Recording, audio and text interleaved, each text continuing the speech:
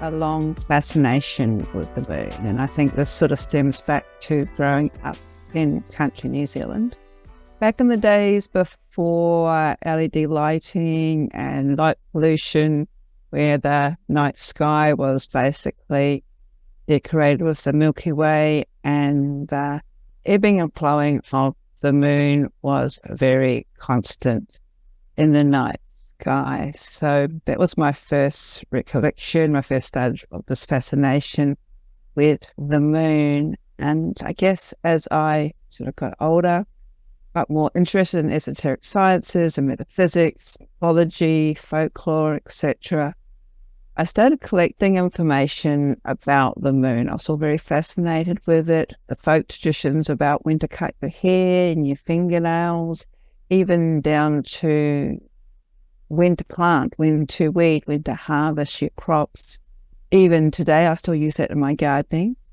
And then as I sort of explored alternative spiritualities and especially magic, there was again this influence with the moon. I'm actually initiated into a form of contemporary witchcraft where we see the goddess, the divine feminine, as a lunar deity.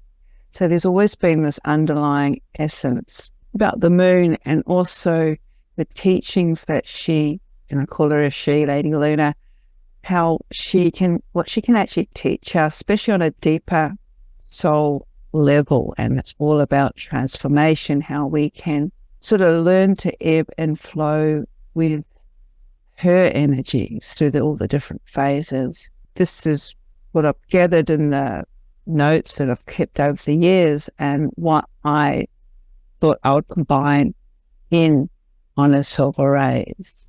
And I think one of the driving forces for that was that there's a lot of books about the moon today. There's a lot of blogs about the moon today. But to me, they seem to be almost, should I say, on a superficial level, or take you so far. But when it comes to that deep soul transformation, that deep learning to ebb and flow with the natural energies of the moon, I still feel that there is a deep lacking. Could be just how I approach my magic and my spiritual path myself, but that is one thing that has always been strong with me, and it's through this learning to ebb and flow and working with not only the moon but also the seasons, the natural energies, the cosmos around us, that we learn how to sort of move more in this world, and also gain a deeper understanding with sort of our place in the greater scheme of things. And working with the moon is usually the first step to aligning our energies with the cosmos as such.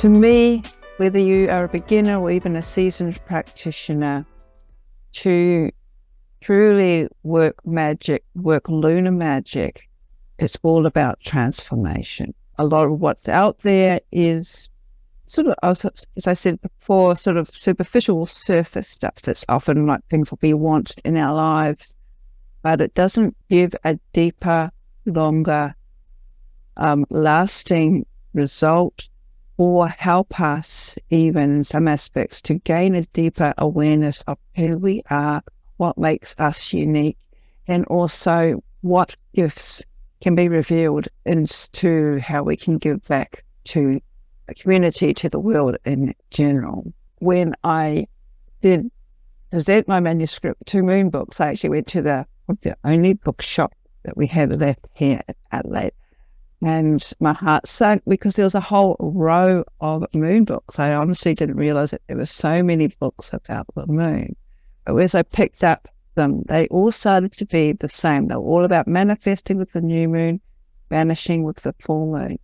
And while there's nothing wrong with that, as I said, to understand your place in the universe, to gain sort of a deep soul change, to align yourself with the cosmos and the energies that are around us, we need to sort of understand the moon on a deeper level in our relationship with it. And this is what I think I hope that On Her Silver Rays offers. Right from the beginning of the book, I set up the whole section of how to align with each phase of the moon, physically, emotionally, mentally, even psychically, how to see the moon as maybe not a deity as such, but an archetype, and learning how to ebb and flow with her pull. And regardless of whether we are male, female, binary, non-binary, we are all as humans made up of at least 60, 70% of water. The moon governs water. So her pull, regardless of what phase she's in, actually does affect her. And then there's different layers. And I talk about this in the book, especially a little bit of astrology, finding out what phase the moon is in, finding out where the moon is in our own natal or birth charts. And I give resources throughout the book, or say on the internet, where you can find a free birth chart that you can download. And all of these extra tools help you or help the reader in developing a deeper connection with the moon, more than just a rock in the sky, but also understanding on a deeper level how the moon affects us, how her energy affects us, and also how the other planets, asteroids, everything else in the cosmos also affect us on a more personal level. And then when we gain that deep understanding, we can then look for deeper change in our own life.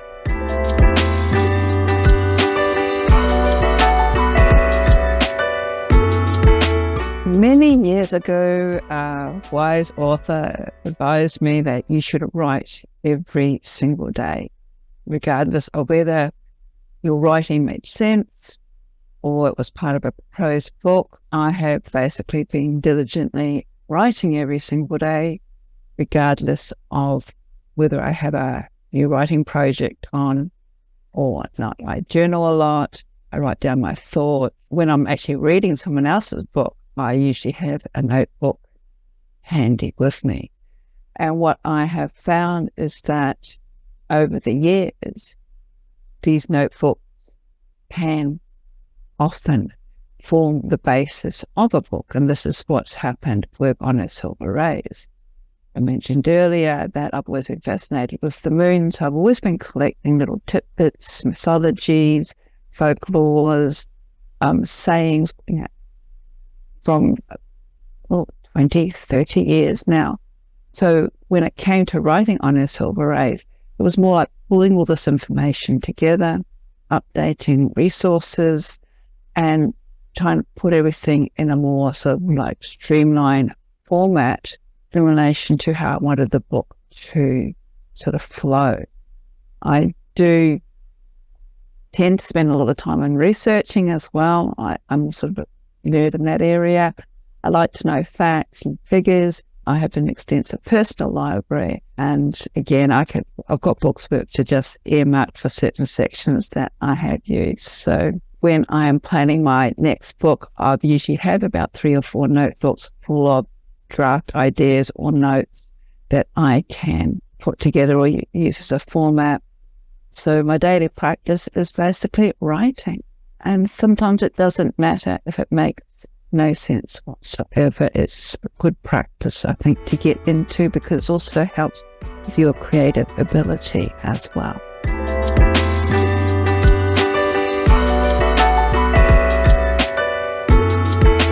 I think one of the things I wish I'd known was when you write, when you become a published author, you're putting yourself out there.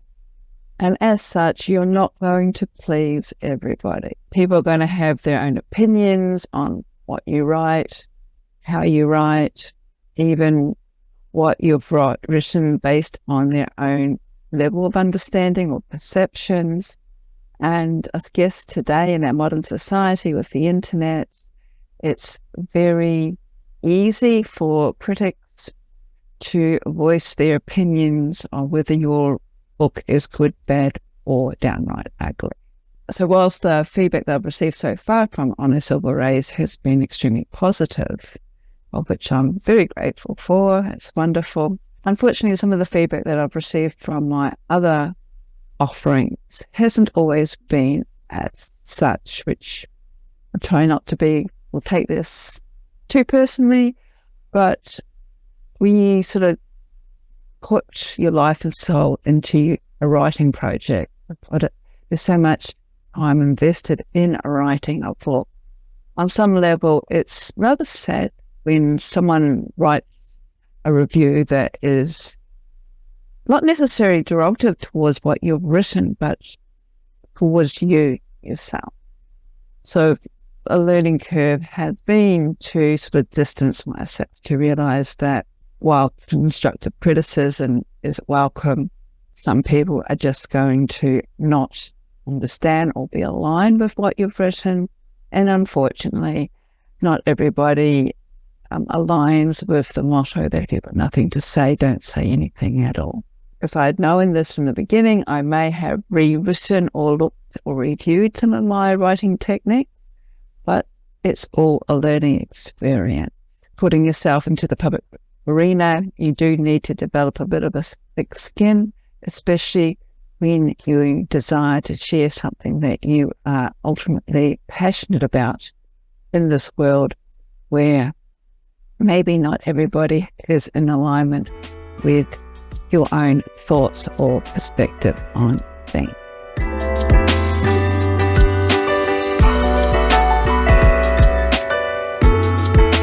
I hope that the reader of On Earth Silver Rays will take away the awe, the inspiration, the joy, the wonder of the world around us, the cosmos about us, and our place in it, the mystery, the mysticism, that interest or curiosity about the unknown.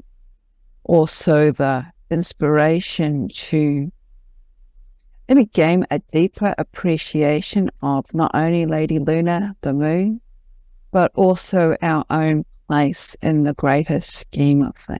Our modern world seems to be very superficial. It seems to be very sort of instant, short-lived gratification, and unfortunately seems to be one that is filled with modern technologies that, while sort of attempting to assist us in our lives, are actually, I feel, cutting us off further and further from the natural energies that, in particular, being a human, we actually need. Increasingly pressured to get stuff. I have stuff.